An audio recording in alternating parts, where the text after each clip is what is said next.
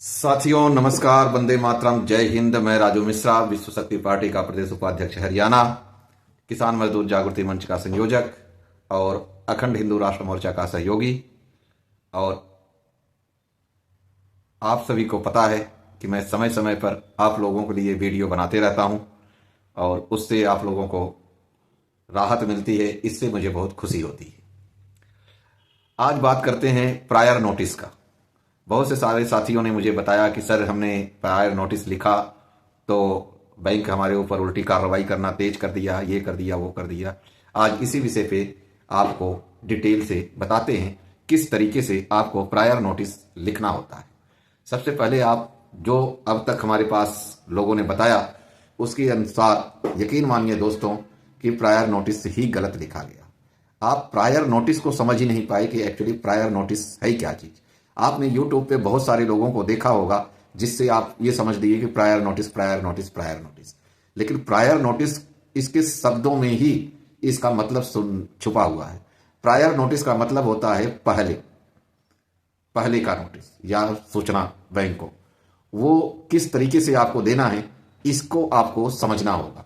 इसको समझने के लिए आपको क्या करना है कि आप कुछ नहीं करना है, मैं जैसे बताता हूं आप कलम कागज ले लीजिए और उसके अनुसार आप अपना प्रायर नोटिस बना सकते हैं।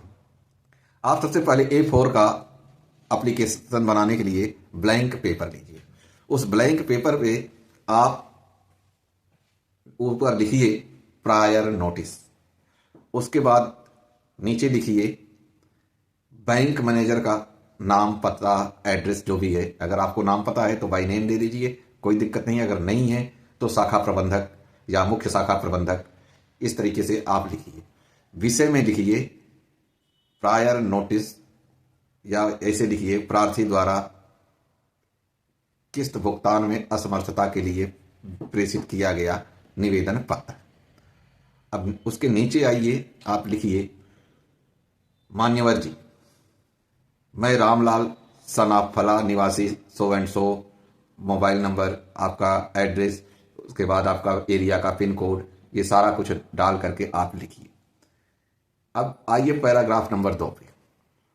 उसमें आप डालिए कि मैं, जो आपका जुनून प्रॉब्लम है, जैसे आपकी नौकरी छूट गई है, आपके घर में कोई बीमार हो गया, मेडिकल इमरजेंसी आ गई, आपका पैसा वहां लग गया, या आपका कुछ इस तरीके से हुआ जैसे आपका एक्सीडेंट वगैरह हो गया जिससे आपका काम वर्क जो है नहीं कर पा रहे हैं, सोर्स ऑफ इनकम बंद हो गया, या फिर आप मेडिकली रेस्ट पे हैं। इस तरीके से आप उसमें पूरा विवरण डालिए। उसके बाद ये लिखने के बाद फिर आप आइए पैराग्राफ नंबर 3 पे। पैराग्राफ नंबर 3 पर आपने लिखना है कि आगामी किस्त, जो आने वाली किस्त है, आगामी किस्त हमारी इस तिथि को देय होती है, जो कि प्रार्थी अब इस परिस्थितियों में फंसे होने के कारण दिनांक इतने से, आगे आपको एक डेट लिखना होता है। एक डेट आपको मेंशन करना होगा, 2 महीने, 3 महीने, 6 महीने, वो आप डेट आप उसमें कैलकुलेशन करके आप उसमें डालें, मेंशन करें। जब तक आप वो मेंशन नहीं करेंगे तब तक उसका कोई मतलब नहीं रहा। प्रायर नोटिस का मतलब ही होता है कि आपको समय लेना, और जब ये चीजें उसमें डाल करके बकायदा आप लिखेंगे तो लास्ट में आपको नीचे लिखना है कि प्रार्थी अपना मोबाइल नंबर, सिग्नेचर, हस्ताक्षर करके आपको भेजना है।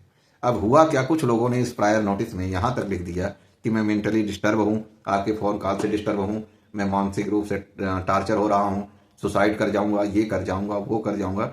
यकीन मानिए दोस्तों, अगर आप मेंटली डिस्टर्ब हैं तो आप नोटिस नहीं लिख सकते, अपना सेल्फ डिफेंड कैसे कर सकते हैं।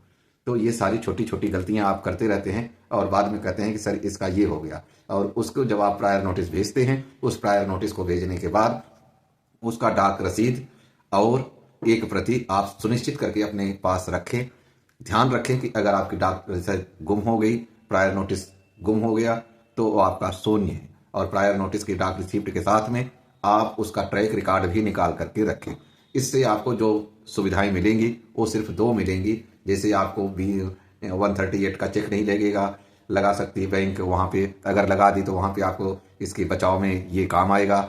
दूसरा, आपका जो इन्होंने ईसीएस बाउंस का सेक्शन 25 के तहत केस लगाते हैं, उसमें भी आपका ये ब्रह्मास्त्र का काम करेगा। तो ये छोटी छोटी सावधानियां आपको देखने की आवश्यकता है। उसके उपरांत अगर आप टाइम ले लिए, तब इस टाइम के डोरिंग में आपको चुप होकर के नहीं बैठना है। इसके बीच में आपको अपने आगामी रूपरेखा बनानी है। कोर्ट कार्रवाई या जो भी है आप चाहते हैं वो करना होगा। अगर आप सेटलमेंट के विचार पे जाते हैं तो कभी आप ये न लिख करके दें कितने दिन बाद में सेटलमेंट कर लूंगा, ऐसा उसमें प्रायर नोटिस में कुछ ना लिखे। आप सिर्फ उसमें ये चीज लिखे जैसे हमने आपको बताया। यही होता है प्रायर नोटिस। इसमें प्रायर नोटिस में 2-3 चीजों का आप विशेष ध्यान रखें। उसमें आप अपना मानसिक स्थिति का ऐसा कोई हवाला ना दें कि मेरा ये हो गया वो हो गया, और ऐसा कोई वो ना दें। प्रायर नोटिस में मूलतः 2-3 बातें ही लिखी जाती है। इसी के साथ दोस्तों, जय हिंद, वंदे मातरम। मिलेंगे नेक्स्ट वीडियो में, तब तक लिए जय हिंद, वंदे मातरम।